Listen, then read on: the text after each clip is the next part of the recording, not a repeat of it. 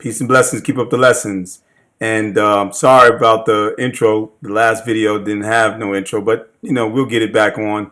Just a little bit of technicalities of the equipment. All right. So anyway, let's get back into this Afridamus, man. This is the sixth part, and like I told you, we're going to be doing several parts because I really want to break down. If I can break down the whole video, I'll do it. It may not, but I'm gonna there's gonna be like a few videos. Trust me, it's gonna be several more to come because this is so important. Some of you may not even realize and know, but it is important. It is important because this stuff turns into normal discord that can become violent.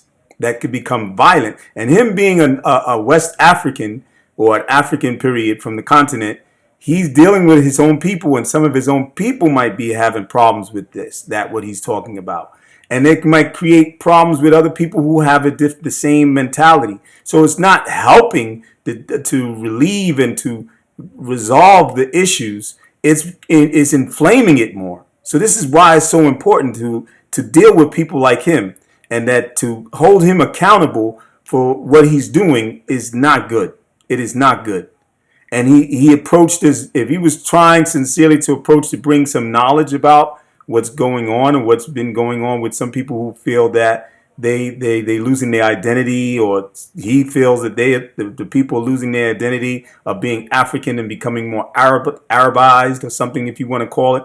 Okay, but do it in a more, decent manner without insulting the people's faith, without bringing false teachings, false interpretations and conception of what you think in your point of view, and then you bring people on your panel to support you in that, and they talk what they want to talk, and but anyway, let's get into what he's saying now. And real quick, I want to get on as what I was saying. What I left off is that to know that the creator has no position of or want to even be in a low level of his creation, to where he has a color, where he has an image. He's above that. We got to get out of that mentality. You got to get out of this mentality. Okay? So let's let it go. Children, in Africa, as far as I know, as a child, the preachings I've heard, you guys won't even believe it. As far as he knows, as a child. So he learned this as a child, and he took that probably along with the bitterness and the resentment to his parents or whoever it was that was probably forcing him to something he really didn't want to do. He didn't have it in his heart, because not everybody Allah guides. That's clear. We know that not everybody's going to be guided or stay guided on the path of Islam. That's why even the Prophet, he sought forgiveness from Allah, and all his sins was forgiven already. But he continued to do it because he felt he was not perfect. He knew he wasn't perfect. He knew that if he falls, he would be in trouble with his Lord. And he was a prophet, and he would teach the people to do the same. And we have du'as that we follow from him to continue to guide us in being asking Allah to protect us from ourselves, the evil of ourselves, and to be better Muslims, and to stay on the path of Islam, not to fall off like he did. And there's plenty of people, whether they call them apostates or so forth, or what have you. I can't say that because he hasn't said that off his tongue, but I know from position that I've seen the pattern of what he's been dealing with. He's not Muslim, and Allah knows best. So okay, let it go and listen more. To me, that's what real brainwashing is. That's what he thinks. What they're telling you the history. Like 6th century history. Okay, I'm going to skip over that. I'm going to go to some other area. Because, as far as the preachings I know, there is no black woman in heaven. Okay, see with the color, Crayola crayons. There has to be black, or there has to be white, or there has to be Asian, yellow. Because the Asians, the Asians are yellow, and then what are the Indian or the natives or the indigenous people? They're red people. Okay, because they're going by hues and colors of hues. Crayons and paint, a paint set, this is what we're dealing with. We're not dealing with reality of what human beings are. We're dealing with Crayola crayons and markers and colors and how we, it's a bad mentality that we've been fooled and bamboozled and conditioned by racism. This is the outcome and the results when you don't break away from that. And he still has it because of how he carries his conversation with that to support his position. Okay, a color has to be in heaven. A particular color doesn't make sense to me. How about a human being that believes and carries themselves accordingly to what the Creator who gives them heaven is going to give them, as well as those who are going to go to hellfire and eternal torment. This is how we should have the understanding. But let's go on further. I'm just telling you, the Arjana that they preach to me, right? Because, okay, if you go to that heaven, you have 72 virgins, for instance, because that's the promise. Okay, so this is what I wanted to get on. And I wanted to read to you real quick and recite it from the Quran, because I'm going to deal with this, with the 72 virgins, because they go into this more in the video and they make a lot of observations, a lot of statements and comments about it, and make it as though that is the foundation of the faith of Islam. That's what Islam is based on, is on virgins and sex and white women.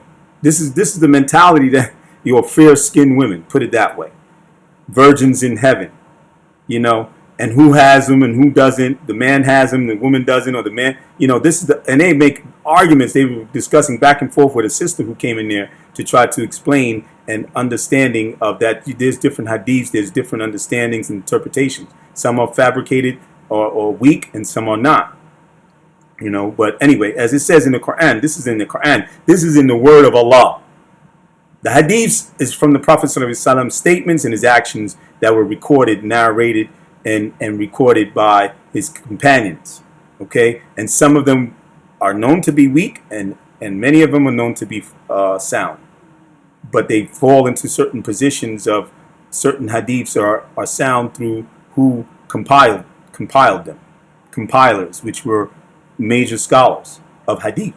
Okay, so I'll go into what Allah's word is, which is the first before even the hadiths. Let's make sure we know that, not taking it away from each other, because they're together.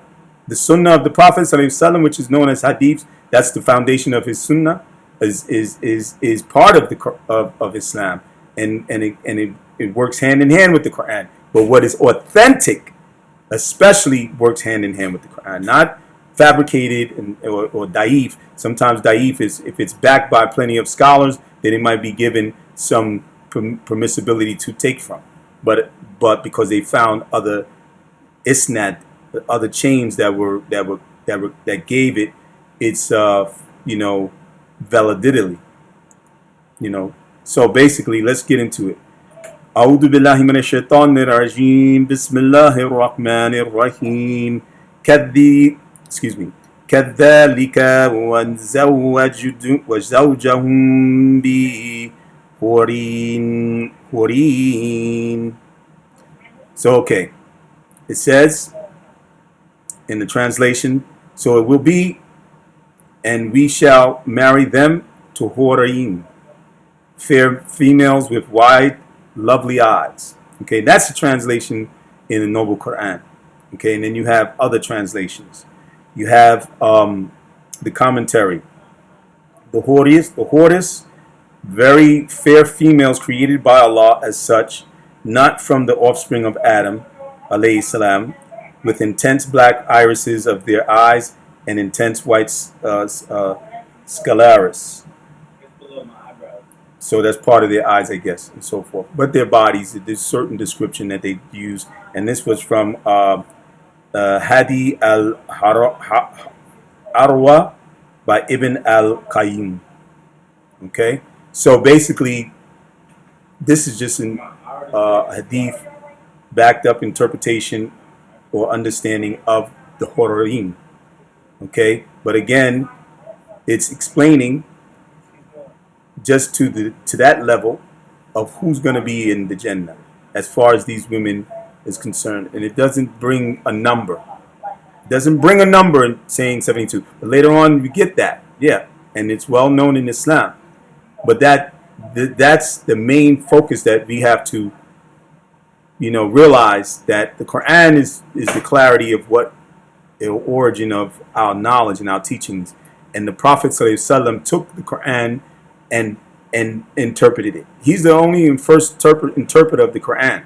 And as time went on, his companions helped with advisement and how to understand certain things of what Islam had to become. He didn't just go on by himself. He had his companions with him too. And they established what Islam came to be. And they established from what Allah's message that came down with the Quran. But the revelation came to the Prophet ﷺ. So he interpreted it, of course. So some of the hadith on this thing might later on come to understanding more in detail of who these women are going to be, and how many they were going to be, and so forth. Not, would you want to interpret because you just read it out of the book, or you read it offline, Afridamus. So we got to be careful with that. And I want to make that clear. And we're going to go into other videos, and I'm going to touch a little bit on what they say about it and clarify that also. To finish this up in this video, it is not the foundation of the faith.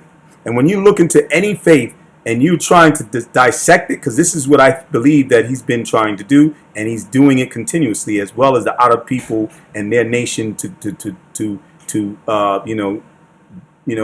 bring about their evils that they've done, to try to defamate their character, so that people would leave off and say, no, we're not going to go with the Arabs' faith. But the Arabs' faith is not just Islam. Some of them are Christian, some of them are Jew. So what are you talking about? Islam is not just the Arabs' faith. Islam is all human beings' faith. It was sent to mankind, kulun nas, to all mankind. He sent it to mankind, not to just one person or one being or one people or one nation, one tribe of mankind. No. So get that out of your mind. So the foundation of Islam is not based on just that, 72 virgins in paradise. It's based on Tawheed, the oneness of the Creator, and enjoining your life and submitting to the Creator and His will in your life as you go on in the life, and doing what is pleasing to Him. That's basically what it is. And peace comes out of that later on, especially after you pass in this life and go to the hereafter. Inshallah. So, okay, thank you very much for listening, and we'll go on to the next video. This is I think it's part 5. Part 5. I'm going to do part 6, I guess.